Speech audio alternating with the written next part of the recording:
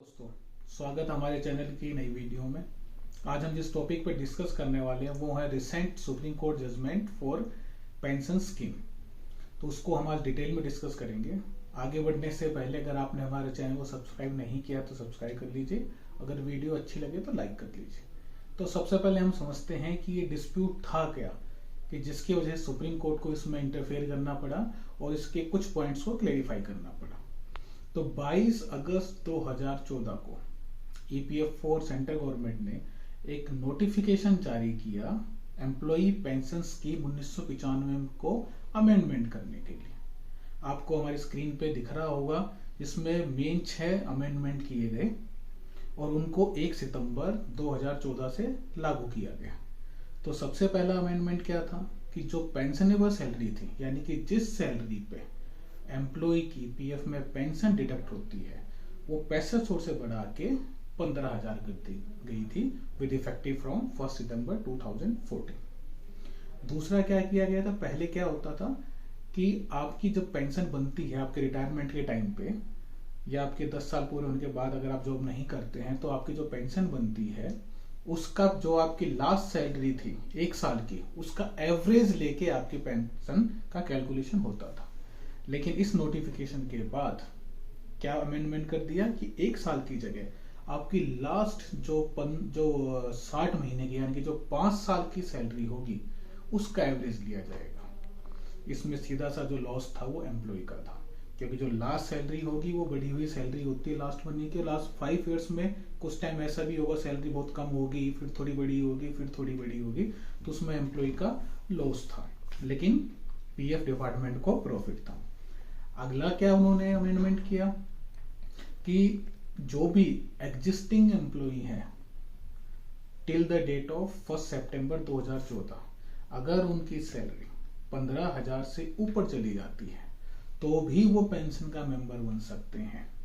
Extra contribution उन्हें अपना PF के अंदर हर महीने देना पड़ेगा, दैट इज 1.16% अगेंस्ट पेंशन।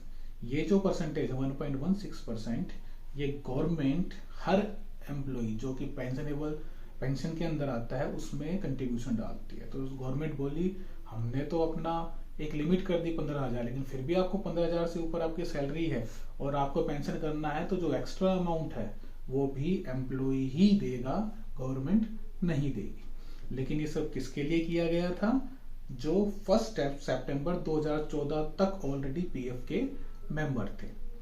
और उन्हें बोला गया कि 1 सितंबर 2014 तक जो मेंबर हैं वो सब जिनको पेंशन में अपना शेयर करना है वो 6 मंथ्स तक अपना इसमें ऑप्शन चूज कर सकते हैं।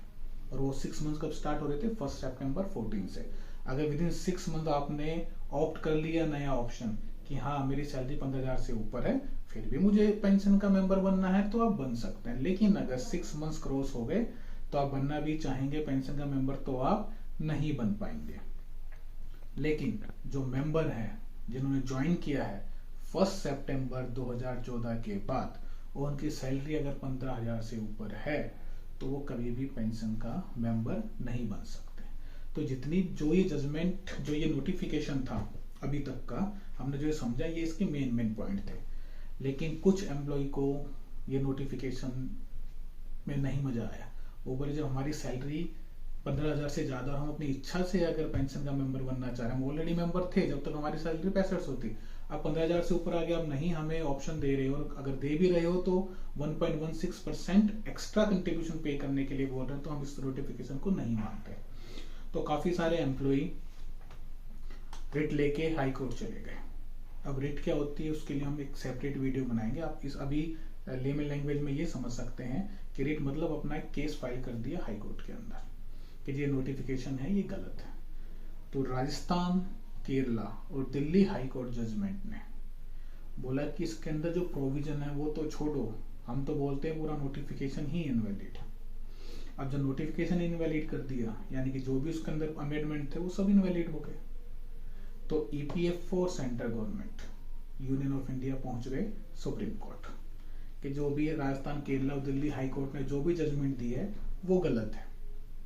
इसलिए आप अपना इसमें इंटरफियर कीजिए और ये बताइए कि आप सुप्रीम पावर हैं, ये बताइए कौन सही है, कौन गलत है।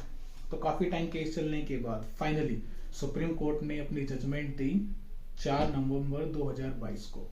सुप्रीम कोर्ट ने जो राजस्थान, केरला और दिल्ली हाई कोर्ट का जो ऑर्डर था कि ये पूरा का पूरा नोटिफिकेशन ही इनवैलिड है, उसको सेट असाइड कर दिया और बोला नहीं, ये नोटिफिकेशन इनवैलिड तो नहीं है, इसके अंदर कुछ पॉइंट्स हो सकते हैं जो इनवैलिड हो, लेकिन ये पूरा नोटिफिकेशन इनवैलिड नहीं है। तो सुप्रीम कोर्ट ने नोटिफिकेशन को वैलिड रखा और जो 65 से जो पेंशनेबल सैलरी की लिमिट थी 65 से जो 15,000 बढ़ाई थी उसको एज इट इज रखा, उसमें कोई चेंज नहीं किया।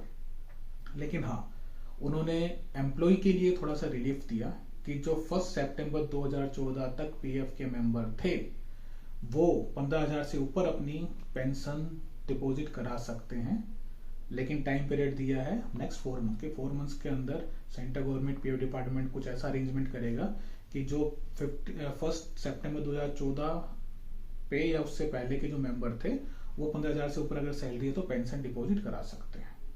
सेकंड बोला कि जो नोटिफिकेशन में प्रोविजन था कि 15,000 से ऊपर आप करा तो सकते थे, लेकिन आपको 1.16% एक्स्ट्रा हर महीने आपको कंट्रीब्यूशन देना पड़ेगा। कोर्ट ने उसको खारिज कर दिया। कोर्ट बोला नहीं, ऐसा एक्ट में कहीं भी प्रोविजन नहीं है कि एम्प्लॉय अपनी सैलरी से 1.16% कंट्रीब्यूशन दे, वो गवर्नमेंट को ही देना पड़ेगा। लेकिन अपने इस डिसीजन को, इस पर्टिकुलर पॉइंट को गवर्नमेंट ने, सुप्रीम कोर्ट ने 6 महीने के लिए बोला कि उसको अमल में ना लाएं। इन 6 महीने के अंदर गवर्नमेंट को टाइम दिया है कि आपका जो फंड है वो अपने अरेंज कर लो, क्योंकि अल्टीमेटली गवर्नमेंट को 1.16% उन हर एम्प्लॉय के अकाउंट में, पेंशन अकाउंट में डालना पड़ेगा जो पेंशन के मेंबर बनेंगे। और ये तो सब पहले भी था, उसको बरकरार रखा है कि जो भी मेंबर 1 सितंबर 2014 के बाद नया मेंबर बना है और उसकी सैलरी 15,000 से ऊपर है तो वो पेंशन का मेंबर नहीं बन सकता है। और जो मेंबर 1 सितंबर 2014 से पहले रिटायर हो गए वो भी इस करंट स्कीम का बेनिफिट नहीं उठा सकते हैं। तो ओवरऑल जो सारा ब्रीफ में अगर हम बात करें तो ये जो डिसीजन आया है सुप्रीम कोर्ट का, उसका इम्पैक्ट सिर्फ उन लोगों पे पड़ेगा जो 1 सितंबर 2014 तक या उससे पहले पीएफ के मेंबर थे। जो 1 सितंबर 2014 के बाद पीएफ के मेंबर बने हैं उनका इस जजमेंट से उनके ऊपर कोई भी इम्पैक्ट नहीं आएगा। आप भी देखते होंगे जब पीएफ डिपॉजिट कराते हैं तो वहां पे जो पेंशन का ऑप्शन है वो सिर्फ 15,000 है। आप वीपीएफ में कितने भी डिपॉजिट करा, लेकिन पेंशन आपकी कैलकुलेशन 15,000 पे ही होगी, उससे आगे आपकी कैलकुलेशन नहीं होगी।